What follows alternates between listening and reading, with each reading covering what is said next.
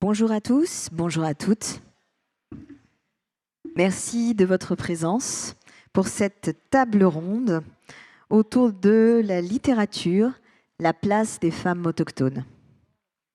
Je suis Gila Clara Kessous, je suis artiste de l'UNESCO pour la paix et j'aurai l'honneur d'animer cette table ronde avec deux écrivaines, et pas des moindres, dans le cadre d'un partenariat avec les Glorieuses.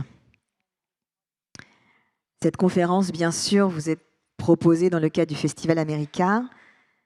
Et les deux écrivaines que je reçois aujourd'hui sont les suivantes. Caterina Vermette, qu'on peut applaudir.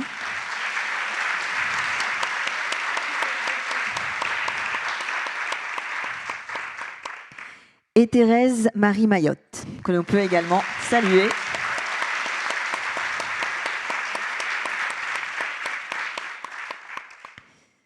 Alors nous allons commencer à resituer l'œuvre de Caterina Vermette.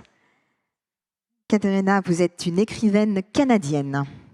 Vous avez remporté de nombreux prix, dont le prix du gouverneur général pour la poésie de la langue anglaise en 2013. Vous êtes originaire de Winnipeg, au Manitoba. En plus d'être écrivaine, vous êtes activiste, vous militez pour l'égalité des peuples autochtones au Canada. Votre dernier livre, Les femmes du North End, a été publié récemment en français aux éditions Albin Michel. Ce livre a été magnifiquement traduit en français par Hélène Fournier. Et enfin, depuis vendredi, vous êtes également la récipiendaire du prix lycéen de Vincennes, décerné dans le cadre du Festival America. Félicitations pour ce prix.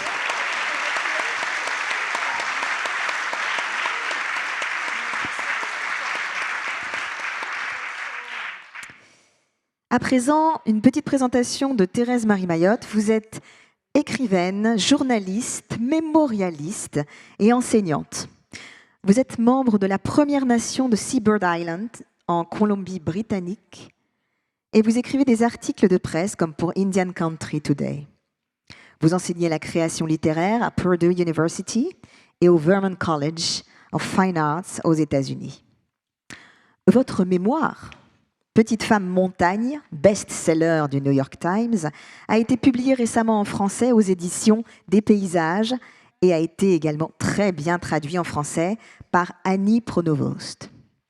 Merci à toutes les deux d'être présentes aujourd'hui.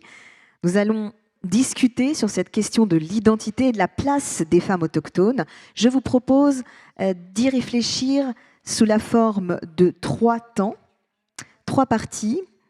Une première partie se focalisant sur la question de l'identité.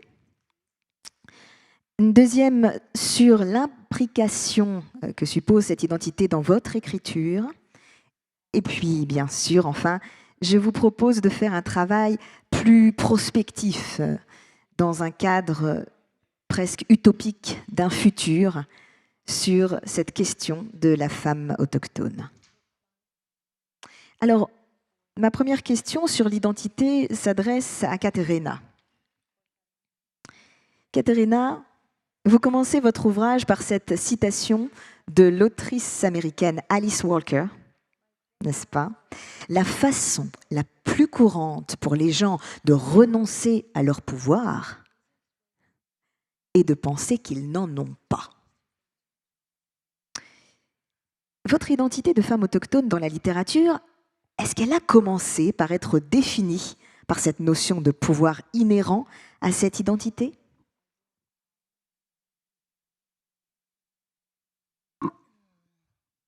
Bonjour.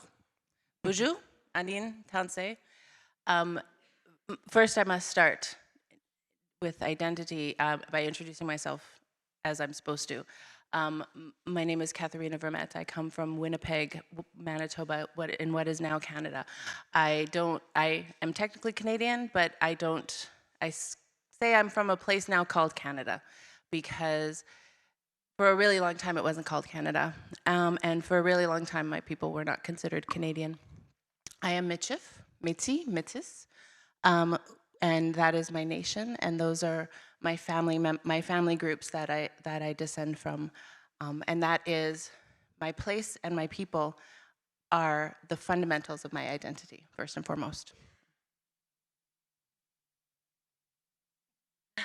Bonjour, bonjour à tous. Alors, je voudrais tout d'abord commencer à parler de cette notion d'identité en me présentant, comme je suis censée le faire. Donc, je m'appelle Catherine Vermette. Je suis originaire de Winnipeg, dans le Manitoba, dans ce pays qui s'appelle maintenant le Canada. Donc, techniquement, je me définis comme canadienne. Mais bon, il faut savoir que ce pays, pendant très longtemps, ne s'appelait pas le Canada, n'était pas le Canada. Et donc, je suis métisse, c'est donc ma nation, la nation Métis.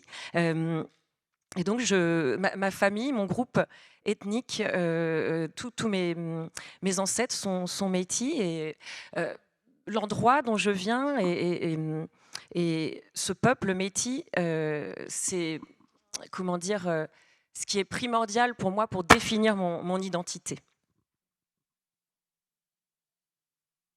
This isn't on. Okay. Oh, we're gonna have to share. COVID forever. We share everything. We share everything.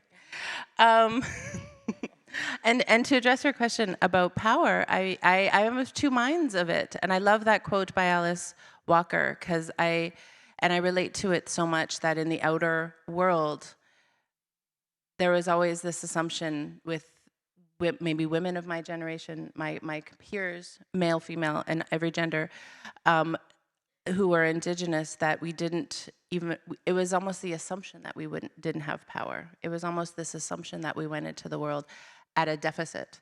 But at the same time, I know I was lucky enough to know my family and know my people and know my amazing history of my people. So I was very proud of what I was. So there was always, growing up, this battle between those two selves and realities. Yes, it is. Fine. Et alors maintenant, je vais venir à votre question donc, sur la notion de pouvoir. Alors, je dirais que eh bien, c'est une question un peu Enfin, je devais donner une réponse un petit peu ambivalente. J'aime beaucoup cette citation d'Alice Walker que vous venez de rappeler, parce que vraiment, je peux beaucoup m'y identifier, parce qu'elle fait référence à cette espèce de postulat de départ que toutes les personnes de ma génération, mes pères, peu importe leur genre, tous ces indigènes de ma génération, eh bien, on est tous venus au monde avec cette croyance, ce postulat que, eh bien, il nous manquait quelque chose, on était déficient et qu'on arrivait au monde comme ça avec une espèce de carence. Mais en même temps, et c'est là qu'est l'ambivalence justement, je me suis toujours considérée comme vraiment très chanceuse d'avoir pu connaître ma famille, d'avoir pu connaître mon peuple, qu'on m'ait transmis cette histoire vraiment fabuleuse de mon peuple, et j'en ai vraiment toujours retiré une grande fierté. Et donc il y a toujours en moi cette lutte entre eh bien, cette impression d'impuissance et cette fierté. Thérèse Marie Mayotte, je m'adresse à vous directement par rapport à cette identité en creux qui est définie par Catherine Vermette. Dans votre mémoire, vous relatez une conversation absolument étonnante, assez intimiste, que vous avez avec votre conjoint de l'époque. Je cite, « Tu es ethniquement ambigu », a-t-il dit. Et j'ai l'impression que tu devrais capitaliser là-dessus. Oh non, je suis désolée. Es-tu un passionné d'ethnicité? Quoi? Est-ce qu'entre ce type de remarques, qui plus est dans la sphère intime, que vous développez votre identité?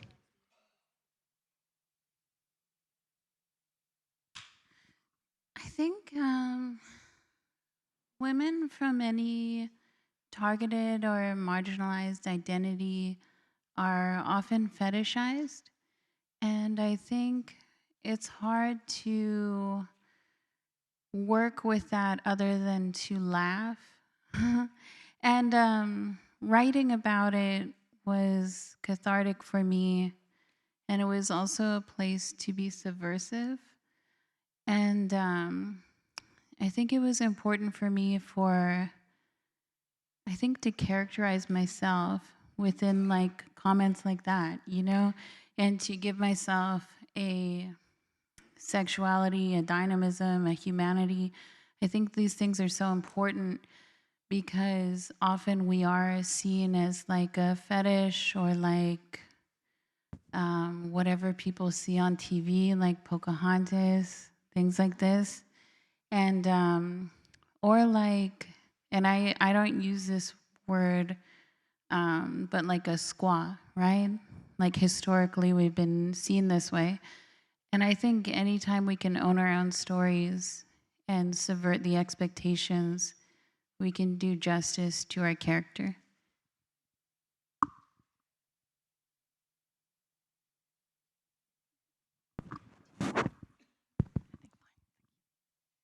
J'ai l'impression que majoritairement les femmes qui sont marginalisées, ces identités qui sont marginalisées, on les met sur une sorte de piédestal, une sorte de fétiche, et j'ai l'impression que c'est très difficile de travailler en ce sens, et je pense qu'il vaut mieux plutôt finalement en rire, et le fait d'écrire à ce propos a un effet un peu cathartique, et même un effet un peu submersif.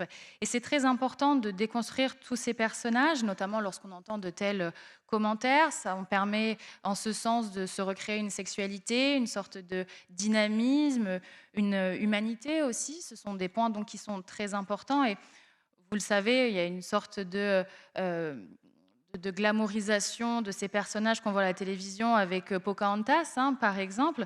Et je pense que ici, il faut pouvoir dire n'importe quel type d'histoire. Vous savez, on a un terme que je n'aime pas beaucoup utiliser, qui est le terme squaw, et on le voit un peu souvent, mais le fait de pouvoir écrire nos histoires, en parler davantage et changer aussi les attentes des individus, nous donne un peu plus de crédibilité aussi, un peu plus de poids en tant que personne.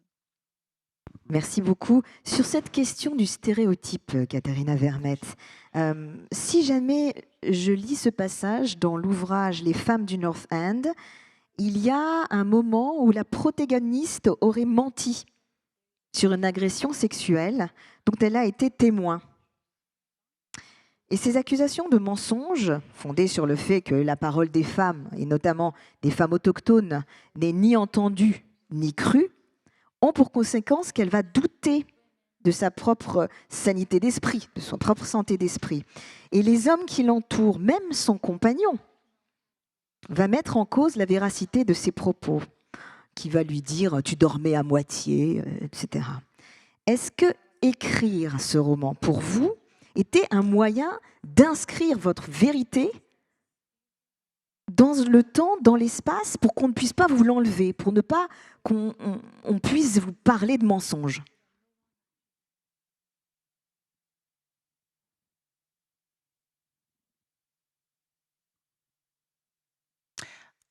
That's a really wonderful function of writing, because it gets to be concrete in some way, so it can't be taken. But of course, everything can always be misconstrued. And it's so interesting. That scene felt like something very familiar to me, this constant questioning or doubting, you know, and I think we get it in so many ways so often, you know, through when we see microaggressions and someone but dials them back where they were just joking, or, you know, don't be so sensitive, don't take things so seriously, all of these things. And we do immediately as someone says that, or I'm the kind of person that I'm always so socially anxious that I'm like, oh, maybe I am being too sensitive, maybe I am being too serious. You know, there's always that moment where you doubt yourself. And those are little mini violences that we do, that are done to us, and that we also, you know, do to ourselves, where we're not, you know, standing firm in these ideas, you know, that we know who we are, we know what happened, we know what our reality is, and it's the truth, and it's so hard to stand in that, or at least I find it very hard to stand in that sometimes, when you're constantly hearing the opposite of that. Oui, alors c'est vraiment une des fonctions les plus belles et puissantes de l'écriture. L'écriture, c'est quelque chose qui ensuite peut se concrétiser, c'est quelque chose qu'on ne peut pas vous enlever. Bon, après, évidemment, on peut nuancer ça en disant que voilà, il peut toujours y avoir des mauvaises interprétations, ou des gens qui s'amusent à détricoter les choses comme il ne faudrait pas. Et c'est intéressant que vous parliez de cette scène, parce que c'est quelque chose qui vraiment résonne beaucoup en moi. J'ai l'impression d'avoir beaucoup ressenti ce genre eh bien de ce que ressent la protagoniste dans cette scène, le fait d'être toujours remise en question, le fait que les gens vous fassent douter de vous-même, ça arrive très très souvent et il y a toute une gamme comme ça de micro-agressions, je crois que je les appellerais comme ça, qu'on peut subir justement quand on est une femme autochtone comme moi. Ça peut être des blagues, par exemple, voilà, qui vont avoir tendance à vous dénigrer. On vous dit oh, non, mais ne sois pas si sensible, si susceptible, ou arrête de prendre les choses trop au sérieux. Et alors moi, je suis quelqu'un d'un petit peu, comment dire, au niveau sociabilité, voilà, parfois je peux un petit peu avoir une certaine anxiété, me mettre un peu la pression, et il m'arrive donc de me dire ah oui, c'est vrai, ils ont peut-être raison, peut-être finalement que bah oui, je suis trop susceptible, peut-être que je prends trop les choses au sérieux, et j'en arrive à douter de moi-même, et nous tous les gens, toutes les femmes de ma communauté, on en arrive là à douter de nous-mêmes, et on a du mal à vraiment eh bien, rester droite dans nos bottes et à continuer à défendre nos idées sans vaciller. Et donc, parfois, on en arrive à ne plus trop savoir qui on est, ce qui s'est passé au sein de notre communauté. La réalité peut devenir un peu floue. Ouais, c'est vraiment difficile de tenir sa position quand on entend de toutes parts bien des personnes qui vous font la remettre en question. Sur l'identité, à nouveau, Thérèse Marie Mayotte, vous avez écrit dans votre mémoire Petite femme montagne, personne ne veut savoir pourquoi les femmes autochtones s'en vont, ni où elles vont. Nos corps traversent l'autoroute depuis les danses de notre jeunesse vers des histoires de disparition, sans stromboscope et sans boisson sucrée dans nos petits sacs à main, sans jamais avoir parlé de partir. La vérité de nos départs et de nos arrivées au monde est toujours passée sous silence. Être mémorialiste, Thérèse Marie, est s'inscrire ses départs et ses arrivées.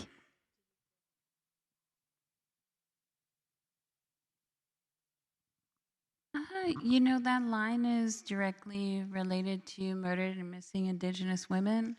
And to me, that's like ongoing. So I don't know. Where I'm from, the highway's terrifying. And, you know, semis. And I think a lot of predatory men kind of prowl the highways for women in British Columbia. And that's also where I had to cross to go to school every morning and to come home. And I was just always aware of the threat of violence. And I always hear the stories still today of women being found in the Delta River and women going missing. And I don't know that it's my place to speak about murdered and missing Indigenous women as a cause, but I think it's important to speak about the fear that exists within Indigenous women in our daily lives, you know? Yeah.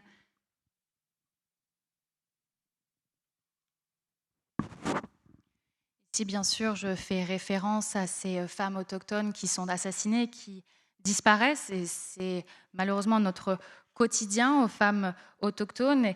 Vous savez, chez moi, ces autoroutes, elles font peur. Vous avez beaucoup de prédateurs, des prédateurs hommes qui cherchent ces femmes sur ces autoroutes en Colombie-Britannique.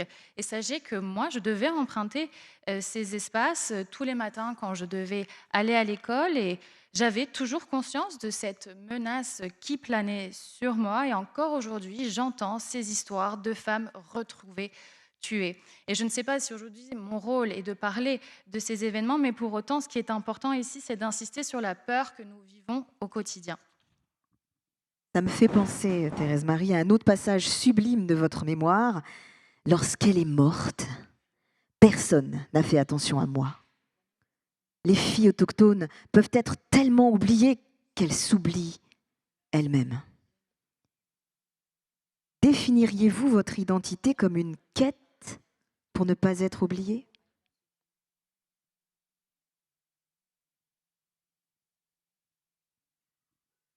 I think okay, so the translation is funny. So it's like Indian women. How does the line go? It's like Indian women, oh, I use this for an epitaph, so I know. Indian women are forgotten so hard, they forget themselves. Yeah. And like, oh man, I think, this goes for women in general too. Like, we're told to press down on the emotionality and like to repress ourselves and to make sacrifices for family, for community, for continuance, for legacy. And we forget ourselves and our desires or our stories, and we don't actualize them, we don't write them, we don't give ourselves time to cultivate art as women. So it's like, to me, writing is the only way to actualize myself, because as a mother, I lose my identity. On stage, you can lose your identity because, I'm better on paper. So when you're interviewed, it's like, nah, read the book because I'm better in that. And I don't know, I feel like it's the only way to really be myself is on the page. And I think, everybody should write because it's a way to cultivate historical text, and it's a way to cultivate culture and to give people insight into how we lived and thought and loved and felt, Il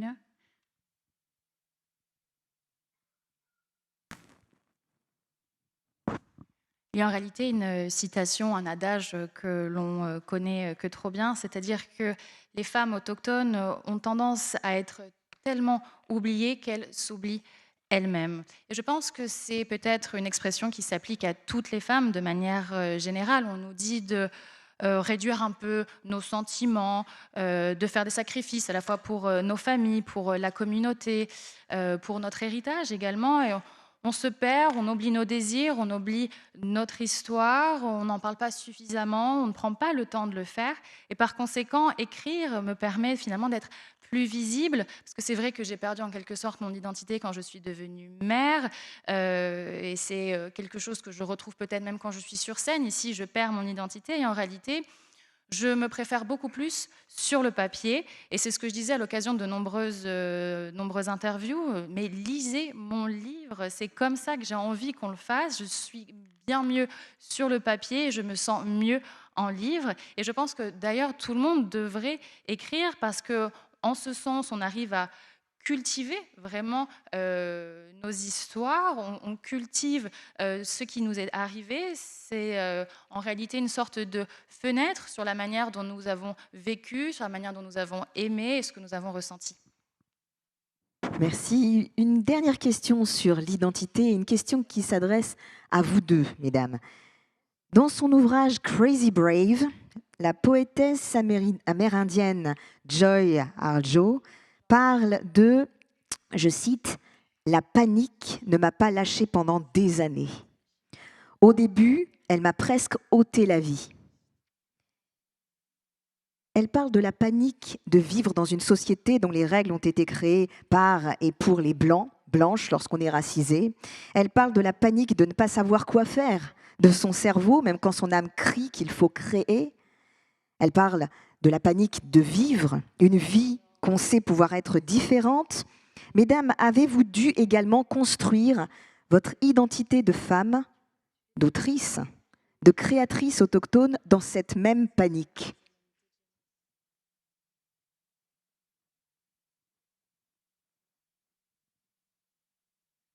I got the eyebrow, so it's me. J'ai vu un petit froncement de sourcils, là, donc je pense que ça veut dire que c'est à mon tour. I'm, as I said, kind of an anxious person. So my life is kind of spent always trying to get away from the panic and trying to get into that mindfulness, because I know who I am. I know what I think. I know what I see and experience, even though I might doubt it.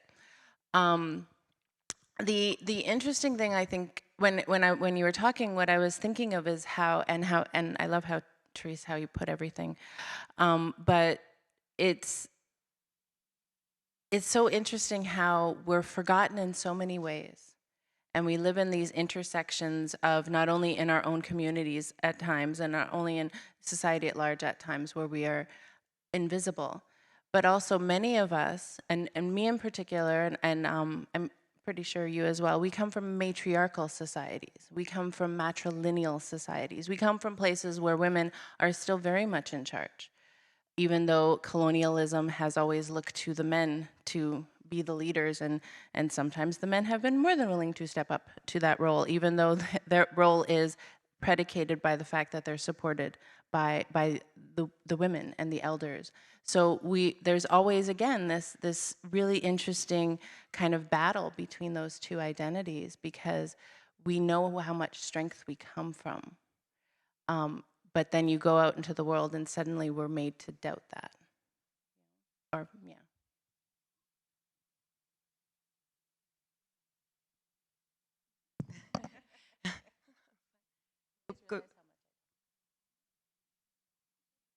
Donc, comme je le disais, c'est vrai que je suis quelqu'un d'un petit peu anxieux, et donc j'ai l'impression que toute ma vie eh bien, se déroule, comment dire, pour moi, être en vie, c'est justement essayer d'échapper à cette panique existentielle dont vous parliez, pour essayer d'arriver à un niveau de conscience plus profond, et puis pour essayer de vraiment savoir qui je suis et d'être qui je suis.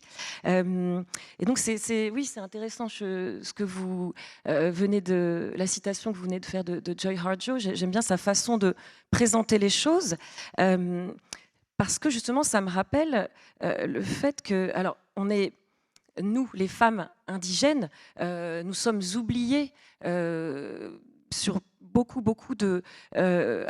à bien des égards, et de beaucoup de façons différentes, mais nous menons nos existences dans une société qui a tendance à complètement nous invisibiliser. Donc je parle de moi, mais voilà aussi de mes compatriotes, des autres femmes de ma communauté. Mais donc il y a ce côté très négatif, et en même temps, il ne faut pas oublier que nous venons toutes d'une société matriarcale, une société où les femmes ont eu le pouvoir, ont eu des responsabilités depuis des temps immémoriaux. Et enfin, même si par la suite, la colonisation a fait qu'on a plutôt, on a mis le pouvoir aux mains des hommes. Et si les hommes de notre communauté, nos communautés matriarcales, ont joué le jeu et ont été même soutenus dans cette démarche par les anciens. Donc, voilà, j'en reviens à cette idée d'ambivalence et de lutte entre deux facettes de notre identité, ou voire même deux identités qui s'affrontent, parce que nous savons en notre fort intérieur que nous les femmes autochtones, nous venons de quelque chose de...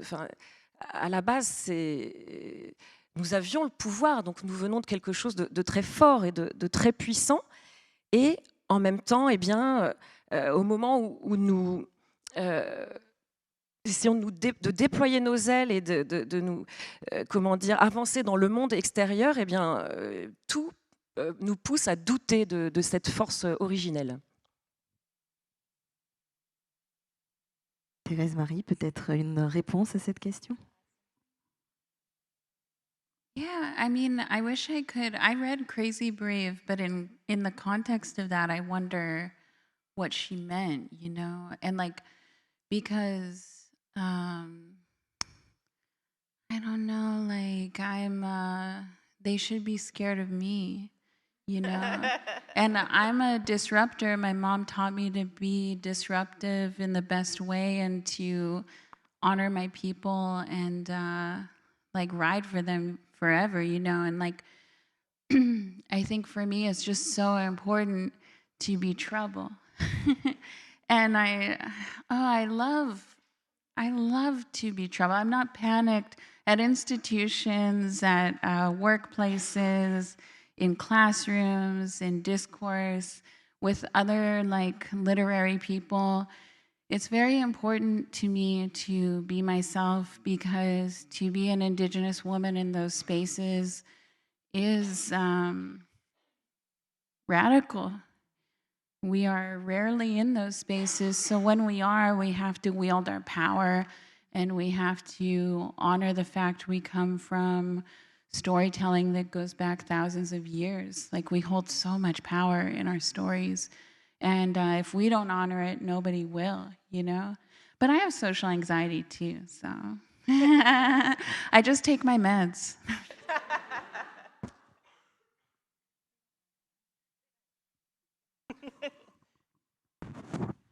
J'ai également lu l'œuvre Crazy Brave, mais clairement la question que je me pose, c'est qu'est-ce qu'elle voulait dire en fait par ça?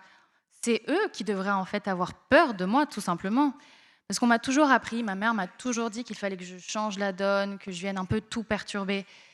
Et aujourd'hui, je pense que c'est très important d'être dans cette perspective-là. Alors c'est vrai que oui, on parle de panique dans les différents échanges, dans les salles de classe, quand on échange également avec des gens du monde de la littérature. Mais moi, le plus important, c'est d'être moi-même en tant que femme autochtone. J'ai envie d'être radicale. Et quand on est dans ces environnements-là, dans ces espaces, il faut qu'on puisse rendre hommage à ce pouvoir, l'utiliser, honorer également toutes ces histoires qui nous portent depuis des temps immémoriaux et utiliser ce pouvoir. Parce que moi, si je ne rends pas hommage à ce pouvoir, eh bien, personne ne va le faire. Alors oui, par contre, c'est vrai que je stresse, je suis anxieuse, mais vous inquiétez pas, j'ai des médocs. Merci. Nous passons à présent à la partie sur l'écriture. On en a déjà parlé avec vous sur cette idée que vous dites être mieux sur le papier que même dans l'expression orale. Thérèse Marie, je sais que vous travaillez avec des jeunes en difficulté en utilisant l'écriture comme moyen de faire face aux luttes associées au fait de grandir marginalisé. Est-ce qu'enseigner l'écriture, pour vous, c'est un moyen de construire son identité? Yeah, and I think writing helps you with your relationships. I write in epistolary form, letters to people I love to say the unsaid thing, even if they're passed away, you know? And I think writing is transformative, and that's my intention. I write to transform relationships, whether that be relationships with my lover or relationships with the government and institutionalization and things like that. I think it's necessary. I get students to, I think, just express themselves, and I think, no, to me it changes everything to be able to write about those relationships without anyone gaslighting you or explaining away genocide or trying to dismantle your story or your lineage or your grandmother's story. I think for us, it's maybe the one safe place to bring actual justice.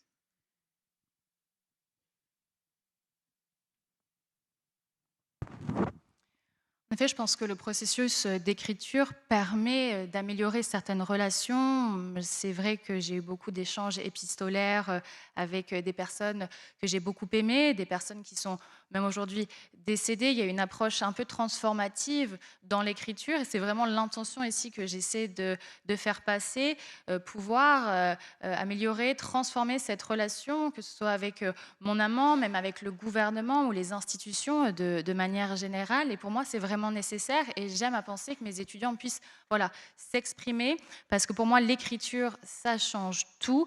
On peut parler de ces personnes, par exemple, qui nous malmènent, on peut parler de génocide, on peut essayer de détricoter également toutes ces histoires qui nous viennent de nos ancêtres, on peut parler de notre généalogie et je pense que c'est seulement en ce sens que nous pouvons vraiment rendre justice à tout ceci.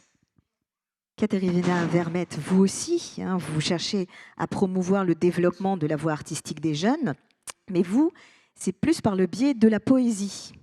Alors comment l'écriture pour vous permet-elle de légitimer son identité auprès de soi-même dans un premier temps?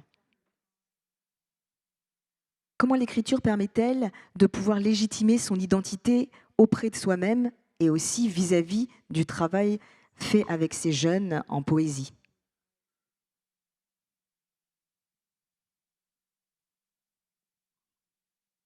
I work with the young people, with the youngs, whenever I can, in whatever genre they feel like. Poetry is wonderful, but so are any other ways. I always think about it for me when I was a kid growing up and how cathartic it was to write something down and how sometimes I felt like I didn't even know what I felt until I wrote it down and read it back to myself. You know, I love that the truthfulness of that when you're actually talking without the expectation of anyone listening. I think there's so much to be said for that, and that's what I like to share. You know, I think that skill, no matter where it goes, is wonderful. But I think writing has two sides. There's one of writing for yourself, which we all can do, journaling and whatever, and the other part is publishing. And I think as marginalized folks, when we publish, we are automatically representative of where we come from. And I think we need to be very proud and own and loud in that. Because what we're doing, and I was never running up to get published. I didn't get published for a really long time. But also what made me want to publish is the idea that I wanted people like me to get the literary attention also. I didn't want to do it for myself because I was too shy, but I wanted my world to be a part of the larger conversation of literature and felt that it belonged there by the nature of we all belong there. You know? So there's two parts to, I think, to writing, and pushing it out in the world is a different muscle than getting it out on the paper.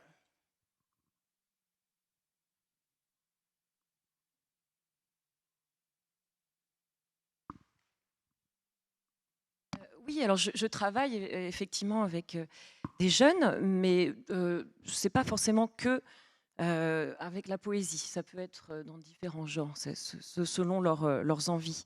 Même si la poésie, oui, c'est vraiment génial d'en faire avec eux. Parce que moi, quand j'étais enfant, quand j'ai grandi, je me souviens que c'était vraiment pour moi cathartique d'écrire. J'avais même parfois l'impression de ne pas réussir à comprendre ou à toucher du doigt un sentiment, une sensation avant de l'avoir couché sur papier. C'est vraiment, il y a quelque chose de vraiment très très beau dans cette idée de découvrir une vérité profonde quand on écrit, mais on ne se parle qu'à soi-même, quand on écrit comme ça dans une intimité totale, sans attendre que quelqu'un vous écoute en retour, sans savoir exactement où on va d'ailleurs. Mais il y a donc cette façon-là d'écrire, voilà, très intime, mais il y a deux. Il y a, comment dire, le pendant aussi de l'écriture, c'est qu'on n'écrit pas toujours comme ça que pour soi-même, pour son journal intime. On écrit aussi évidemment pour être publié. Et quand on se met dans cette démarche-là, automatiquement, selon moi, on devient tout de suite un peu une sorte d'ambassadeur ou ambassadrice de ses origines, de là où on vient. Et donc moi, quand j'écris pour être publié, eh bien, automatiquement, eh bien, j'ai envie d'être fière de ce que je fais, j'ai envie de hausser la voix dans le bon sens du terme. J'ai vraiment envie de marteler ce que j'ai à dire. J'ai pendant très longtemps écrit sans aucune prétention à être publié, hein, sans être publié.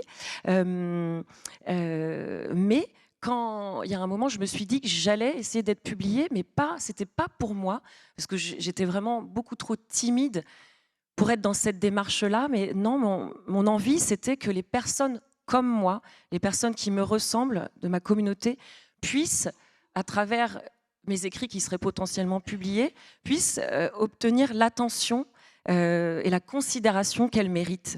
Et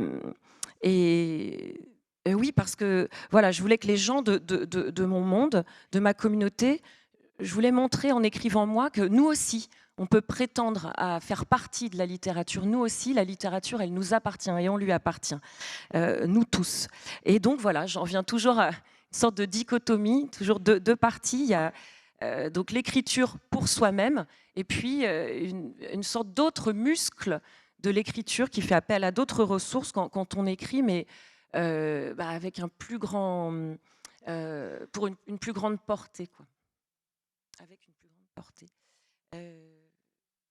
Thérèse Marie-Mayotte, vous écrivez dans votre mémoire « Quand j'ai été capable de raconter mon histoire, j'ai compris que j'avais trop donné aux hommes. » L'écriture est-elle une manière de vous émanciper de la société patriarcale, raciste dans laquelle vous avez grandi? Est-ce que c'est pour ça que vous êtes devenu mémorialiste, pour, d'une certaine manière, pallier un vide? Again, the translation is so funny.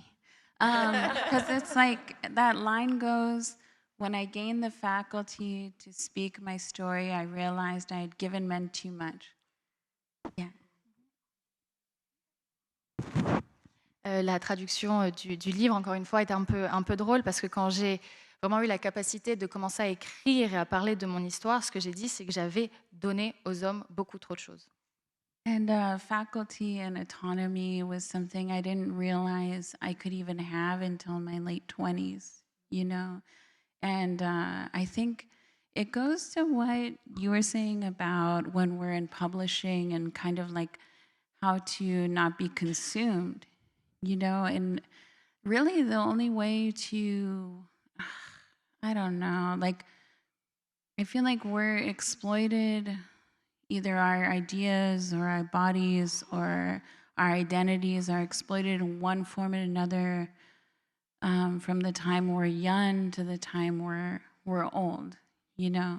And like, I think about that often, and I think about our labor and our art and how that's exploited as well, or how we're undervalued. And I hope my text lives forever because it's the one thing that has not been compromised by anybody. And I think giving men too much is so easy in an environment where we are exploited, you know? I don't know, I think about it.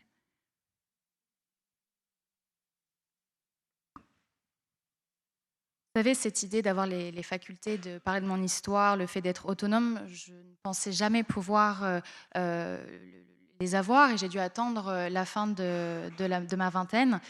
Et je rejoins ce que disait ma collègue il y a quelques instants. Vous savez, avec les maisons d'édition, on a peut-être parfois aussi l'impression nous-mêmes de nous perdre. Et j'ai l'impression que en fait, ce sont nos idées, nos corps, nos identités qui sont exploités très jeunes, mais également lorsque nous sommes plus âgés. C'est vraiment une réalité à laquelle je pense très souvent. Notre art, nos voisins, notre communauté sont exploités. Et je pense qu'on ne reconnaît pas suffisamment tout ceci à sa juste valeur. J'espère juste que mon récit, mon histoire, elle vivra à jamais et que personne ne viendra l'entacher à n'importe quel moment. Parce que c'est vrai qu'aujourd'hui, c'est tellement facile de donner à cette société, c'est facile de donner aux hommes et vraiment on est exploité dans cet environnement de manière générale. Catherine Vermette, l'écriture pour vous est à la fois un exutoire, le premier élément, et il me semble que ça devient difficile à faire lorsqu'on traverse une épreuve difficile. Qu'est-ce que vous pourriez conseiller aux autrices qui sont submergées, qui n'arrivent plus à écrire?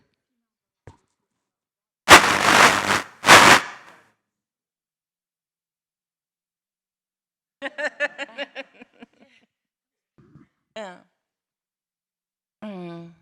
I write to figure things out.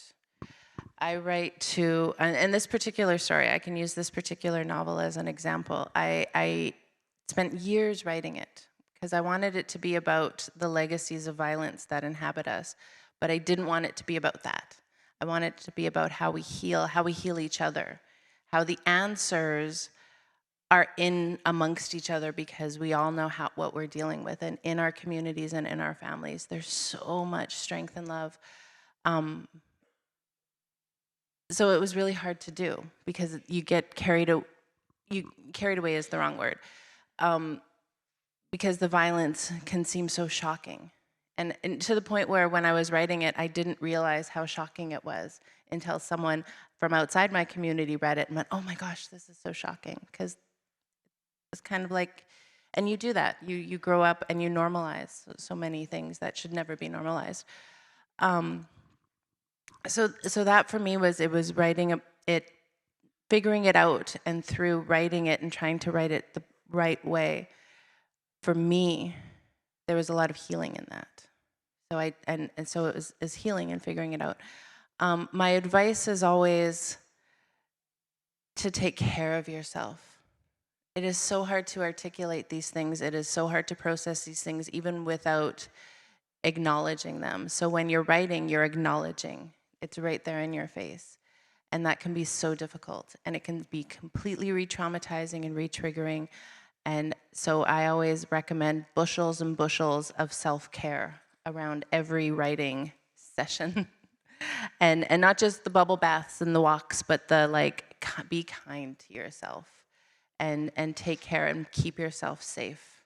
Because safety is way more important than a book or literature or anything. You know, our safety and our well-being are more important than art.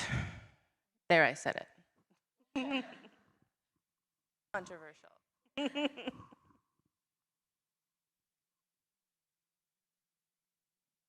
Alors, je dirais que j'écris pour essayer de comprendre les choses. Et alors, justement, ce roman dont on parle, Les femmes du North End, il est vraiment un exemple très probant, très parlant de cette démarche que j'ai. Et j'ai mis des années et des années à l'écrire parce que je voulais qu'il traite de cet héritage de la violence que nous avons dans ma communauté, de la violence faite aux femmes. Mais en même temps, je ne voulais pas du tout qu'il soit à propos de ça non plus. Je voulais surtout qu'il soit à propos qu'il parle de la guérison et des réponses qu'on a, qu'on connaît déjà. Des réponses qu'on a parce que nos communautés, notre communauté, nos familles, elles sont très résilientes, elles sont très, très puissantes. Il y a énormément de force, énormément d'amour dans notre communauté, en nous. Et donc, c'était très dur en fait d'écrire ce livre, parce qu'il y avait encore une fois cette ambivalence, ces deux envies contradictoires. Et donc, je me suis laissée un petit peu emporter. Enfin, emporter, c'est pas le bon terme en fait, parce que toute cette violence que je déploie, que je décris dans le livre, elle est vraiment très, très, très choquante. Donc non, je ne peux pas dire le mot emporter n'irait pas ici. Et d'ailleurs, il a fallu que j'écrive à propos de cette violence et que des gens extérieurs à ma communauté donc apprennent, découvrent cette violence. Il a fallu ça pour que moi, je me rende compte à quel point elle était choquante et dure et traumatisante. En fait, on a tendance à banaliser ce qui se passe comme ça de manière récurrente.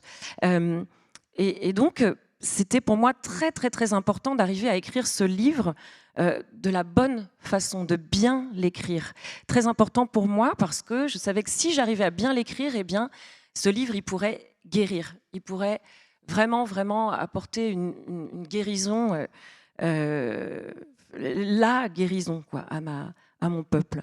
Et donc, le conseil que je donnerais aux jeunes autrices qui peuvent un petit peu perdre pied, comme vous le disiez, c'est de prendre soin. Je dirais, prenez soin de vous-même.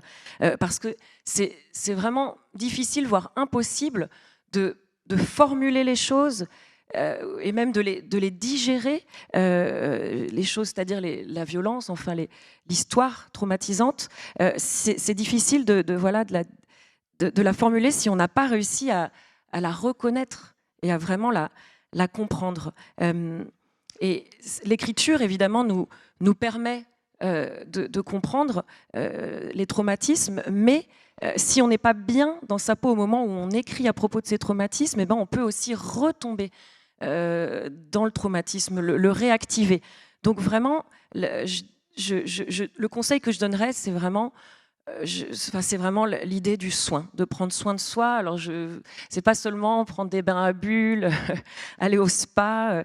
C'est vraiment l'idée d'être bienveillant envers soi-même, bienveillant, et puis aussi de faire en sorte de ne pas se mettre en danger, de rester en sécurité, parce que notre sécurité, notre bien-être, ça importe beaucoup plus que l'art, en fait.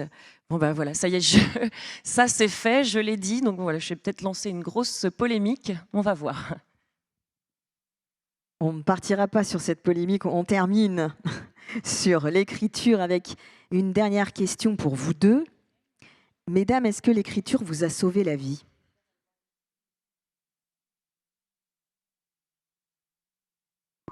Oui.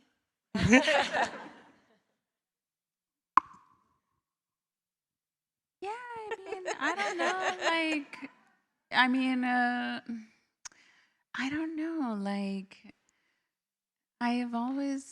that's a funny thing is, like, we're on a panel about Indigenous women and identity, and we haven't told one joke or anything, and, like, we're so funny.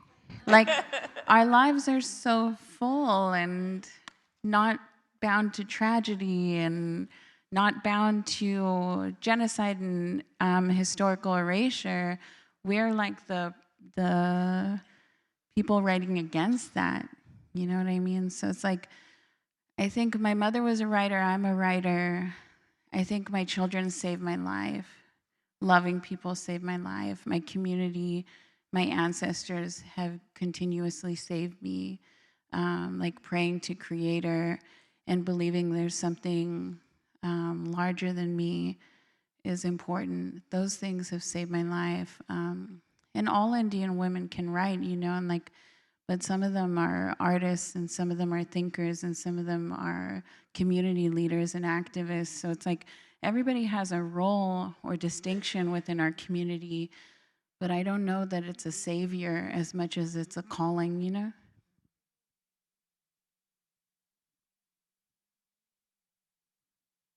Oui, en même temps, je ne sais pas trop, parce que c'est un peu drôle, vous savez, on est là, on assiste à cette table ronde, on parle du rôle des femmes autochtones, on parle de nos identités, pour autant, on n'a fait aucune blague jusqu'à présent, alors que nous sommes très, très drôles. Notre vie n'est pas faite uniquement de tragédie, notre vie n'est pas faite uniquement de génocide, ce n'est pas que l'histoire, notre histoire qui est progressivement effacée, tout ceci va bien au-delà. En effet, l'écriture, je ne pourrais peut-être pas dire que ça m'a sauvée. Vous savez, ma mère était autrice, je suis autrice, mais ce qui m'a sauvé la vie, c'est à la fois ma communauté, ce sont mes enfants, ce sont toutes ces choses que j'ai aimées. Et je pense que tout ceci va bien au-delà de moi, et c'est ça qui est très, très important. Vous avez toutes ces femmes qui écrivent, mais vous avez des femmes artistes, vous avez des femmes militantes, chefs de communauté. on a toutes un rôle à jouer, elles jouent toutes un rôle, et je ne suis pas sûre aujourd'hui de pouvoir dire que l'écriture m'a sauvé la vie. Je dirais plutôt que l'écriture, c'est ma vocation. Passons sur la partie autour de l'utopie. Thérèse Marie, vous avez écrit The Indian Country Today. La décolonisation ne concerne pas nécessairement la récupération de sa culture singulière, mais le démantèlement du contrôle établi sur les peuples autochtones, qui inclut plus que ce qui est dans le binaire. Pensez-vous que nous sommes sur le bon chemin en ce moment? Yeah, I feel like we're on the right path. I feel like people are, after COVID, I feel like people are kinder. I feel like people are kinder to me. They listen to me. Non-Indigenous people are more willing to, I think also people read more. They have more time. I just feel like we're more generous to each other. I'd like to believe that. And I think it's because of the huge loss. You know, a lot of us, I lost, 2 aunties during COVID. And I'm not the only one. Like some of my students lost parents. You know what I mean? And I think it makes us, I think it's made us more human. And I also think like land back is becoming a thing. And I also think publishing is getting better. I think those systemic issues are still there. And I also think not a lot has changed since my mother's time in the 70s and 80s and 90s. Not a lot has changed, but I'd like to believe like things are getting better. I'd like to believe. I don't know though. I don't know. Yeah. Oh, I don't know actually. Because my son, okay, so we live in Indiana, and it's land of the Indians, but there's no Indians, just us. And, like at school, there's a lot of bullying, and, white students will tell because of, like Trumpism, and it's more, I think it's more accessible to say really unkind things to people of color. And, like somebody told him America was for whites only. Like things like this still happen, and they're still happening to the people I love and to me. But I don't know. People are also sweet and kind and good. So I don't know.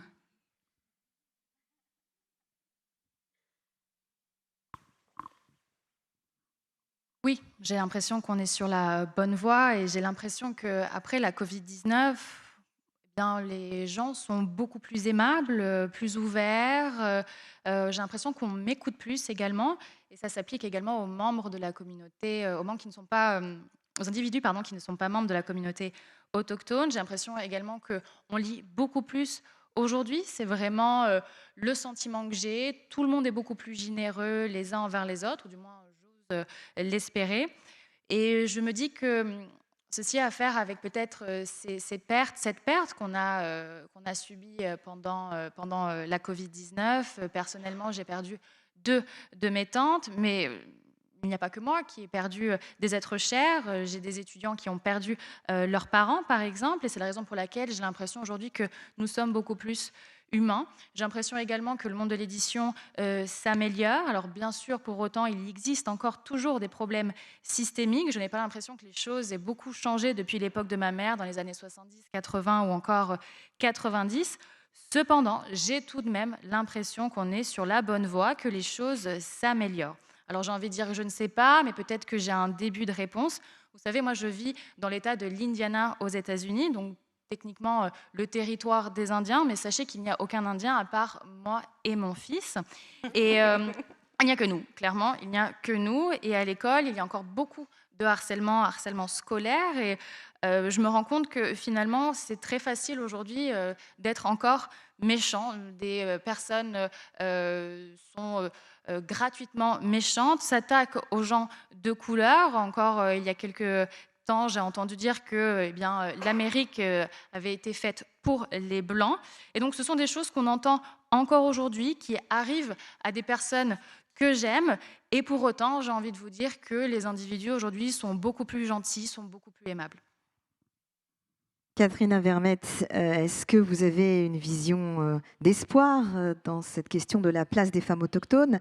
Et surtout, pensez-vous que les femmes autochtones sont aujourd'hui entendues politiquement mieux grâce à la littérature?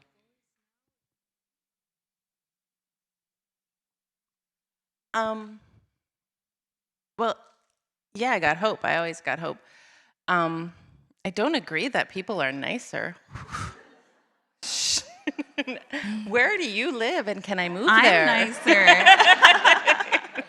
Like, I'm way nicer. You're way nicer. Yeah. Okay. Alors, moi, je suis pas. Oui.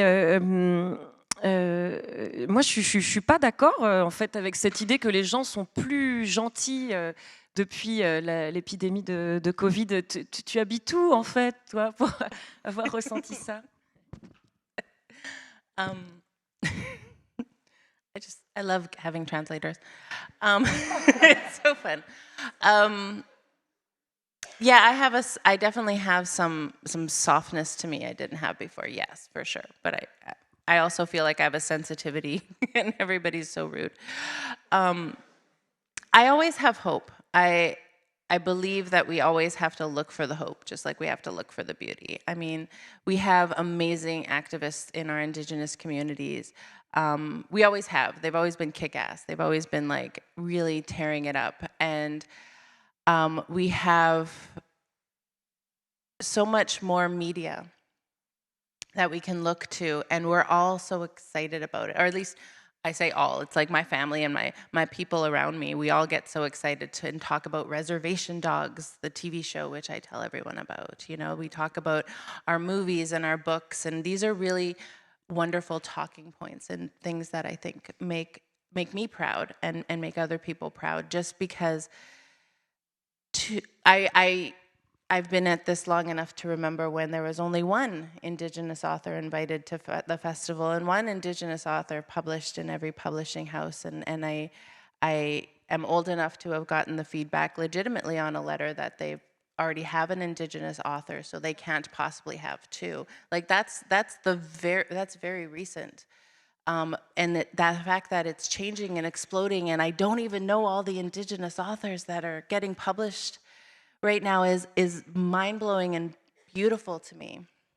My hope is always in the youth and the people coming up who are way smarter than we are, or than I am, and have already seem to have done the work. And so they're coming into their adulthood without having to undo all the stuff that we've had to undo, because it's already been undone. Just like so much of our stuff was undone by the generations previous to us. So we're just, continuously kicking ass. Yeah.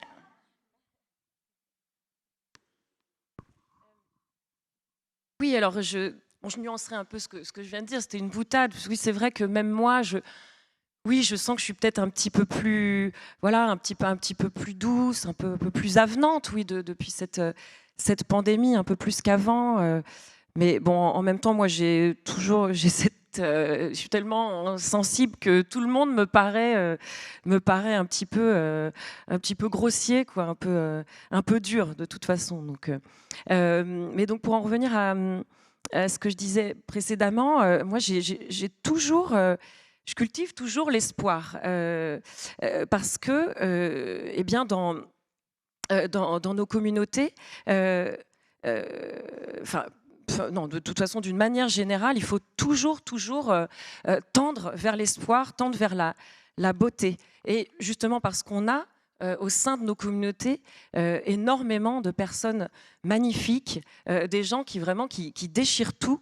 Et en plus, on a de plus en plus de médias eh bien, qui peuvent nous, comment dire, eh bien, auxquels nous pouvons nous identifier et qui peuvent un petit peu nous tirer vers le haut. Et donc, au sein de ma communauté, on est tous, quand je dis tous, c'est les miens, ma famille, on est tous vraiment très, très enthousiastes par rapport à cette explosion, cette explosion de nouvelles émissions à la télé, comme par exemple l'émission qui s'appelle Reservation Dogs, dont j'arrête pas de parler à tout le monde. Je suis vraiment, vraiment fan. C'est un jeu de mots with Reservoir Dogs, I guess. Oh no, reservation. But it's not a pun. I guess it is. It's all about res dogs. No, they're a bunch of the guys who make it are a bunch of film majors, and Yeah, that's why okay, in the maybe. vignette they have the black and white suit like Reservoir Dogs. Okay, Yeah. I get you. Oui, parce que Fine. reservation, c'est donc le terme anglais pour la réserve, comme une réserve où vivent les Amérindiens. Voilà. Do you want to translate? Juste pour le petit aparté, on se pose la question si le terme Reservation Dogs pour la série faisait référence au film de Tarantino, Réservoir Dog. Et donc, il y a peut-être un parallèle parce que dans la série, on voit des personnes avec des costumes en noir et blanc. Et donc, peut-être qu'il y a un clin d'œil aussi au film de Tarantino. And just to interject now that that's been pointed out, that's blatantly obvious. But Donc maintenant, c'est Oui. clair, en fait, on a compris. Oui. Merci.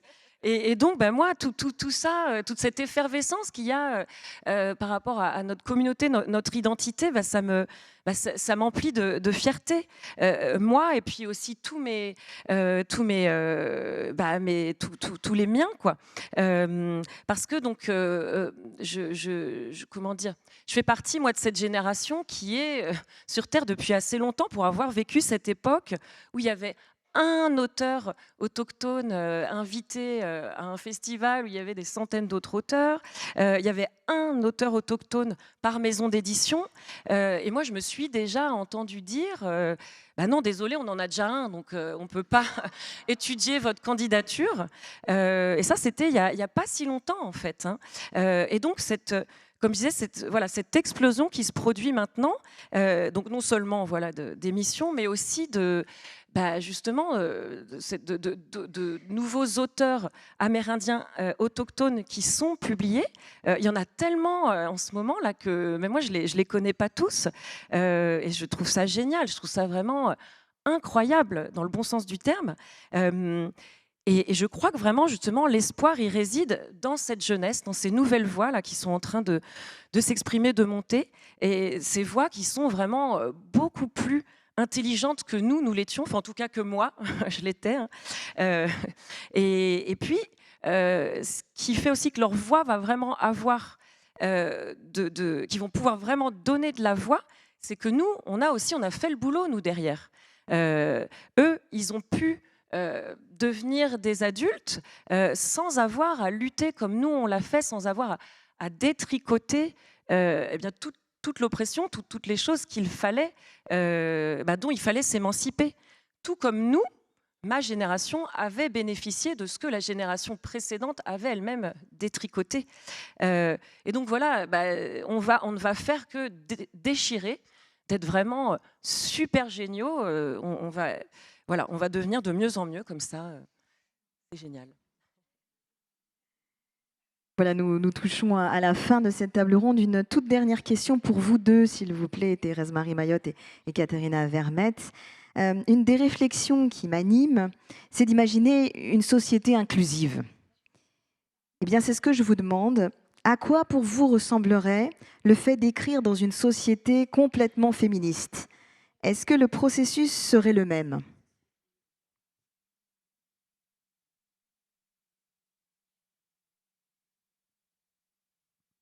I think women still feel like their work must be palatable. I think Indigenous women still filter cultural information to protect it in our writing. I think to write absolute truth is what I do, but I think it's made me vulnerable and criticized. And ostracized within my own community because I write about predatory men even within my own community. And I think with like, I don't know, what is writing without danger though? What's writing without risk? Like in a perfect world, would I still feel called to write? Or would I just be writing about like the good popcorn I had? Which might be good, honestly. Yeah, I don't know. J'ai l'impression que les femmes ont besoin d'écrire de manière un peu politique. Ces autrices issues de la communauté autochtone filtrent encore toutes ces informations culturelles pour peut-être les protéger encore, parce que c'est vrai que moi j'ai l'impression d'écrire la vérité, c'est ce que je fais, et au même moment j'ai l'impression que ça me rend peut-être un peu plus vulnérable, on me critique, on me marginalise même au sein de ma propre communauté, parce qu'en réalité je fais référence à des prédateurs qui sont au sein de cette même communauté, et la question que je me pose aujourd'hui c'est plutôt de savoir est-ce que on peut vraiment écrire s'il n'y a plus de danger, s'il n'y a plus de risque. Dans un monde parfait, est-ce que j'aurais encore envie d'écrire ou est-ce que tout simplement je parlerai des pop-corn que je viens de manger? Katerina? I'd like to think that I would write the same, but I know that it's true. We do censor ourselves and we do change and soften things. And I find what I really snag at all the time, well, not snag, but is always having to introduce and explain things. I would love to not be able to not have to do that because I resist that at every turn. I don't want to. I introduce myself when I'm here speaking, but when I write characters, I don't want to tell the whole backstory of who they are, or other than by introducing them as an Indigenous character when they're a character, you know, in an Indigenous world. You know, I don't want to always have to describe how different we are. You know, I want it to just be. Yeah.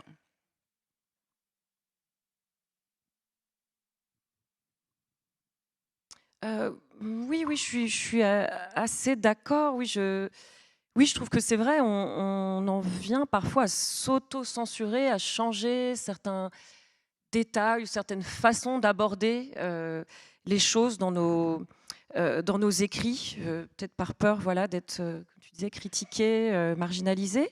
Mais moi, ce qui me saoule, hein, c'est d'être toujours obligé de présenter les choses, d'expliquer d'où je viens, d'où vient ma communauté, qui nous sommes. Moi, ce que j'aimerais vraiment, c'est ne plus avoir à faire ça. Alors, je l'ai fait tout à l'heure, hein, quand je suis en table ronde, que je parle comme ça en mon nom propre. Oui, j'aime bien me présenter, voilà. Il n'y a pas de problème. Mais par contre, quand j'écris et que je crée des personnages, je suis fatiguée d'avoir à expliquer qui ils sont, qu'ils viennent de telle communauté indigène, qu'ils ont été confrontés à ci ou ça. Non, je voudrais juste pouvoir créer mes personnages et les décrire comme des personnages en tant que tels. Je suis fatiguée en fait d'avoir à expliquer toujours en quoi les personnes autochtones et les personnages autochtones sont différents, en quoi nous sommes différents. Je voudrais juste que mes personnages puissent être. Un point, c'est tout. Merci à vous deux pour cette très belle rencontre.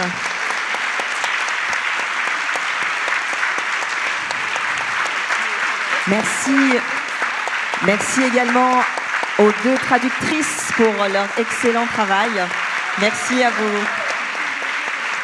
Et puis, peut-être partager un petit secret avec le public, puisque nous avons vécu un moment exceptionnel de partage, mais c'est un moment exceptionnel aussi pour vous, puisque tout à l'heure, alors que Katerina arrivait un petit peu en retard, eh bien, Thérèse Marie nous partageait ses inquiétudes en disant « J'aurais tellement aimé la rencontrer, nous sommes amis, mais nous ne nous sommes jamais rencontrés pour de vrai. » Et c'est donc à Paris, lors de ce Festival America, que vous vous êtes rencontrés pour la première fois. Et c'est quelque chose d'exceptionnel. Je recommande bien sûr vivement les ouvrages que je rappelle. Katharina Vermette, vous êtes l'autrice du livre Les femmes du North End, qui a été publié récemment en français aux éditions Albin Michel et a été traduit en français par Hélène Fournir. Thérèse Marie Mayotte, vous êtes l'autrice du livre Petite femme montagne, publié en français aux éditions des Paysages et traduit en français par Annie Pronovost. Merci de votre écoute.